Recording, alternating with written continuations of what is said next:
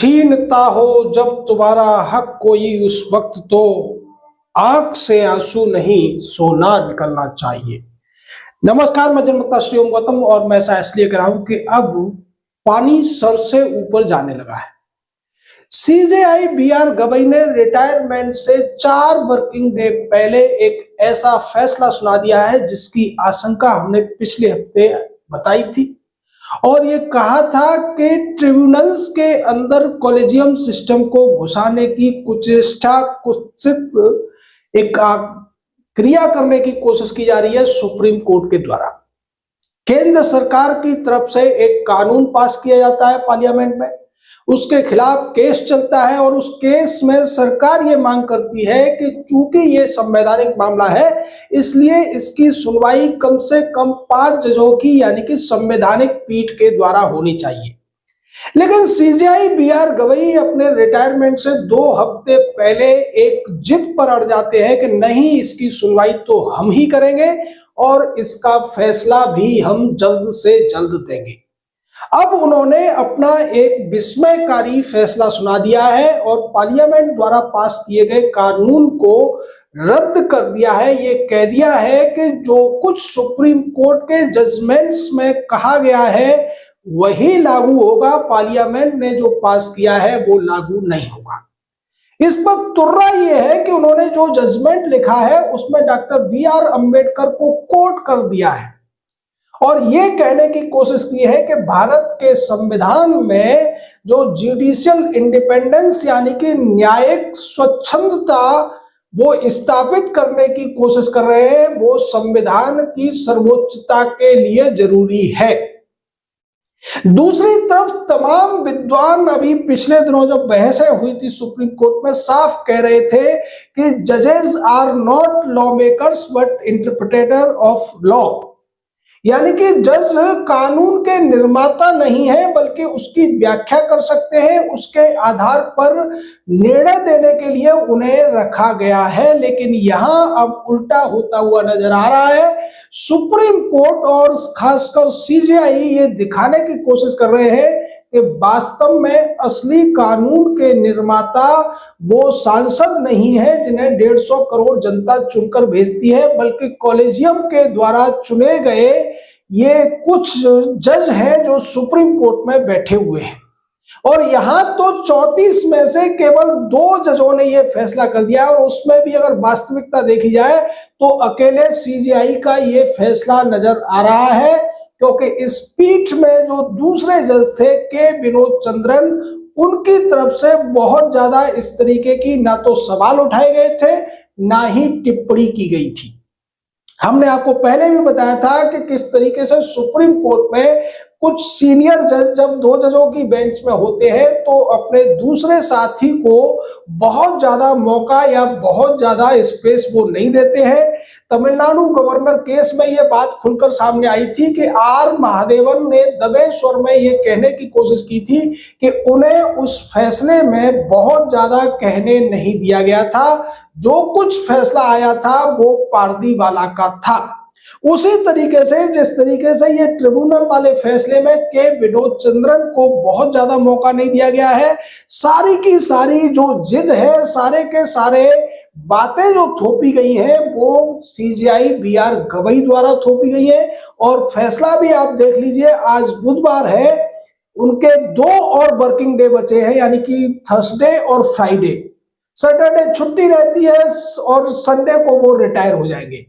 यानी अपने रिटायरमेंट से 2 वर्किंग डे पहले उन्होंने ऐसा फैसला सुना दिया है जिसमें यह दिखाने की कोशिश की है कि सुप्रीम कोर्ट का जो सीजेआई होता है वो भारत के राष्ट्रपति, प्रधानमंत्री और लोगों द्वारा चुनी हुई संसद से बहुत ऊपर होता है। यह निश्चित तौर पर एक विवादास्पद फैसला है जो सीजेआई ने लिया है और उन्होंने जानबूझकर अपने रिटायरमेंट के आखिरी हफ्ते में इसको लिया है। उन्हें पता है कि अगर बहुत पहले इस तरीके का फैसला उन्होंने दिया होता तो शायद उनके खिलाफ महाभियोग की कार्रवाई भी हो सकती थी। सरकार इसको लेकर निश्चित ही रिव्यू पिटीशन फाइल करेगी, क्योंकि पहले ही अटॉर्नी जनरल इसका संकेत दे चुके थे। दूसरी तरफ ये जो कुछ किया गया है ये वकीलों और जजों की एक साजिश के तहत किया गया है। क्योंकि वो लोग चाहते हैं कि ट्रिब्यूनल्स के अंदर जजों की नियुक्ति जिस तरीके से सुप्रीम कोर्ट हाई कोर्ट में होती है उसी तरीके से कॉलेजियम के माध्यम से हो। सरकार ने इसमें पहले 2021 में एक ऑर्डिनेंस लेकर आई थी सरकार, और बाद में जब ऑर्डिनेंस को कोर्ट ने खारिज कर दिया था तो एक विधेयक भी लेके आई थी जिसे कानून बनाया गया संसद के द्वारा। उसी को लेकर सुप्रीम कोर्ट ने यह कहा था कि सरकार ने जो बदलाव किए हैं, यानी जो मिनिमम जो कार्यकाल की अवधि 5 साल से घटाकर 4 साल कर दी थी और मिनिमम एज जो थी सरकार ने बढ़ाकर 50 साल कर दी थी, इसको लेकर सबसे बड़ा विवाद था। जबकि कोर्ट और जो वकील थे वो ये कह रहे थे कि 10 साल का वकालत का एक्सपीरियंस ही काफी है, 50 साल की जो मिनिमम एज है उसको नहीं होना चाहिए। सरकार ने एक और बड़ा बदलाव किया था कि जो सेलेक्ट कमेटी थी वो जितने नामों की जरूरत है, जितनी नियुक्तियां होनी है उसके 2 गुना नाम भेजेगी, इसमें से सरकार चुनेगी। तो इस पर भी सवाल उठा दिया है सुप्रीम कोर्ट ने पहले, और अब सीजेआई ने अपने फैसले में फिर से सवाल उठाया है। मुद्दा यहाँ एक और है कि पहले भी 2 जजों की बेंच ने फैसला लिया था और अब भी 2 जजों की बेंच ने ही यह फैसला लिया है, जिसको लेकर सरकार ने यह कहा था कि चूंकि पहले फैसला 2 जजों की बेंच ने किया था तो अब इस मामले में कम से कम 5 जज तो होने ही चाहिए। मूल संविधान के प्रावधानों की बात अगर की जाए तो उसमें स्पष्ट तौर पर 5 जजों की संवैधानिक पीठ का प्रावधान तब किया गया था जब सुप्रीम कोर्ट की टोटल स्ट्रेंथ 8 हुआ करती थी, यानी एक सीजेआई प्लस 7 जज। उसमें से 5 या तो आप उसे साधारण बहुमत मान सकते हैं, या फिर अगर दूसरे शब्दों में कहें तो मोर देन 60% स्ट्रेंथ हो जाता है। आज की डेट में अगर देखें, जब सुप्रीम कोर्ट की टोटल स्ट्रेंथ 1+33 है तो उस हिसाब से कम 19-20 जजों की बेंच होनी चाहिए, जिसे संवैधानिक पीठ कहा जा सकता है। जगदीप धनखड़ जब देश के उपराष्ट्रपति थे तो उन्होंने भी इस मुद्दे को बार बार उठाया था, और हमने इस मुद्दे को पिछले 7-8 महीने से खूब उठाया है। जब पार्दीवाला और आर महादेवन की पीठ ने जो फैसला लिया था तभी हमने कहा था कि संविधान के अनुरूप न तो यह संवैधानिक पीठ थी आज के संदर्भ में भी, और न संविधान की मूल भावना के तहत 2 जज ऐसा फैसला कर सकते हैं। संविधान के अनुसार अगर सारे नियमों को माना जाए तो पार्लियामेंट के बनाए हुए किसी भी कानून की समीक्षा या संवैधानिक उपबंधों की समीक्षा करने का अधिकार किसी संवैधानिक पीठ को ही हो सकता है, क्योंकि सुप्रीम कोर्ट में जो भी जज होते हैं वो एट पार होते हैं, कोई बड़ा छोटा नहीं होता है। सीजेआई जरूर उनके हेड होते हैं, लेकिन बाकी सब जजों को जूनियर जज नहीं बल्कि प्यूने जज कहा जाता है। वैसी स्थिति में 2 जज कैसे 34 जजों का प्रतिनिधित्व कर सकते हैं? भारत में ही नहीं, लोकतंत्र में हमेशा बहुमत की बात सुनी जाती है। यहाँ तो बहुमत तो क्या 10% भी नहीं है, 34 का 10% भी कम से कम 4 जज होते हैं। और जो फैसले सुप्रीम कोर्ट में होते हैं ज्यादातर 5 या 7 जजों की बेंच में भी बहुमत से फैसले होते हैं। तो फिर जब इतने महत्वपूर्ण संवैधानिक प्रश्न किसी मामले से जुड़ा हुआ है, उस पर 2 जजों की बेंच ही सुनवाई करेगी और वही फैसला लेगी। ये जो जिद कर रहे थे सीजेआई बी.आर. गवई, उन्होंने दिखा दिया है कि वो जाते जाते सरकार को अपना वर्चस्व दिखाने की कोशिश कर रहे हैं। और अगले 2 दिन जो बचे हैं उसमें भी आप दिल थाम कर बैठिए, क्योंकि अभी कई सारे फैसले और आने हैं। वक्फ बोर्ड का फैसला भी सुनाया जाना है, राष्ट्रपति के रेफरेंस पे भी फैसला आना है, और भी कई सारे मामले हैं जिनकी सुनवाई बी.आर. गवई ने की थी। और हाल के दिनों में पिछले 30-35 सालों में जब से ये कॉलेजियम इस देश पर थोपा गया है, ऐसा मौका शायद ही कभी आया हो कि किसी सीजेआई ने इस तरीके से सरकार के खिलाफ खुलकर मोर्चा खोल दिया हो।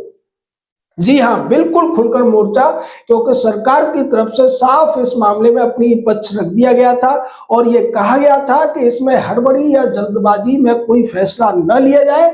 लेकिन बी.आर. गवई जिस तरीके से उन्होंने अपने पूरे कार्यकाल में देश के अंदर और देश के बाहर जाकर भाषणबाजी की, जिस तरीके से उन्होंने दिखाने की कोशिश की कि वो separation power of judicial independence को संविधान, सरकार और यहां तक राष्ट्रपति से ऊपर भी मानते हैं।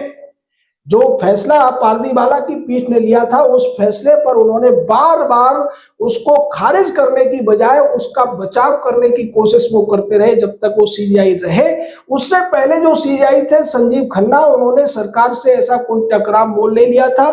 चंद्रचूड़ के मामले में ये जरूर देखने को मिला था कि वो सरकार से कुछ कुछ रस्साकसी कर रहे हैं, लेकिन इतना खुलकर वो भी सरकार के खिलाफ नहीं गए थे, या फिर कहे कि संसद के खिलाफ नहीं गए थे, क्योंकि जो भी संसद का कानून होता है वो अकेले सरकार का नहीं बल्कि जनता द्वारा चुने हुए अपने प्रतिनिधियों का कानून होता है, यानी कि जन भावनाओं का ही एक प्रतिबिंब होता है।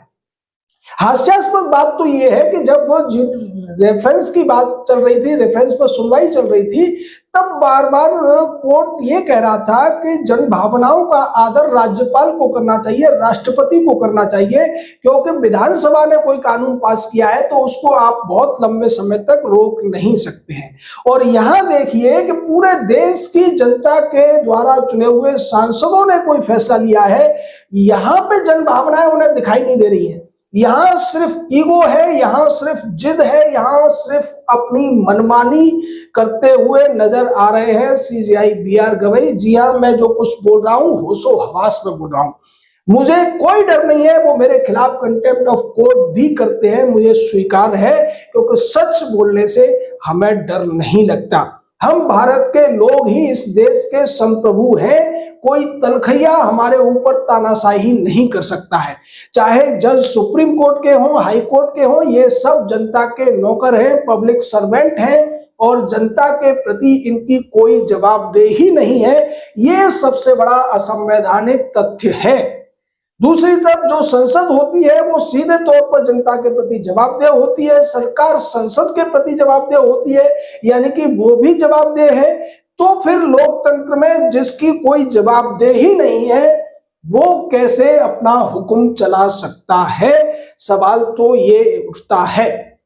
कॉलेजियम जो सुप्रीम कोर्ट हाई कोर्ट में चल रहा था, अब उसको पिछले रास्ते से ट्रिब्यूनल्स में घुसाने की एक जोरदार कोशिश हुई है। सरकार को इस मामले में बिल्कुल भी देर नहीं करनी चाहिए, रिव्यू पिटीशन फाइल करनी चाहिए, क्योंकि सरकार पहले ही एक बहुत बड़ी चूक कर चुकी है।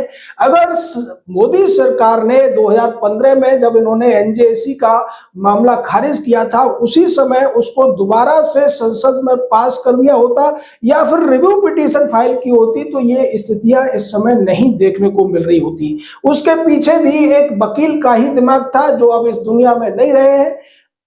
जो कुछ हुआ था उसे रोकने का काम किया था अरुण जेटली ने। वो नहीं चाहते थे कि सरकार जुडिशरी से टकराव मोल ले, जबकि उस समय मोदी सरकार की स्ट्रेंथ भी बहुत ज्यादा थी, मजबूती बहुत ज्यादा थी। अगर उन्होंने टकराव मोल लिया होता तो आज ये दिन देखने को नहीं मिल रहे होते। लेकिन खैर, जो इतिहास बीत चुका है उस पर आप कुछ नहीं कर सकते। अब सरकार को ढिलाई नहीं बरतनी चाहिए और एकदम से इस फैसले के खिलाफ रिव्यू पिटीशन फाइल करनी चाहिए और साफ तौर पर मांग करनी चाहिए कि इस रिव्यू पिटीशन की सुनवाई कम से कम 11 जजों की या फिर 20 जजों की बेंच करे या फिर फुल हाउस कोर्ट करे। 2, 4, 5 जज संविधान की मूल भावना के हिसाब से वो फैसला नहीं कर सकते जो संसद के बहुमत से पास किए हुए कानून को पलट दे। सरकार इस पर क्या स्टैंड लेती है वो तो आने वाले समय में पता चलेगा, लेकिन आप तैयार रहिए। अभी 2 दिन बचे हैं सीजीआई बी.आर. गवई के वर्किंग डे, और वो जो फैसले आने हैं उसमें ऐसा ही कुछ और भी बड़ा कांड कर सकते हैं, इसकी पूरी संभावना है। आपका इस पूरे मामले पर क्या कहना है, अपनी राय दीजिए, हमारे साथ जुड़े रहिए। और हमारी जो मुहिम है कि कॉलेजियम हटाओ देश बचाओ, ब्रिंग बैक एनजेसी, प्लीज आप इसको सपोर्ट करिए, क्योंकि ये जो मनमानी है, ये जो तानाशाही है, इसे रोक पाना आज की डेट में न संसद के बस में है, न सरकार के बस में है, लेकिन इस देश की जनता के बस में सब कुछ हो सकता है अगर वो जागरूक हो जाए, अगर वो संगठित हो जाए तो। जय हिंद, जय भारत।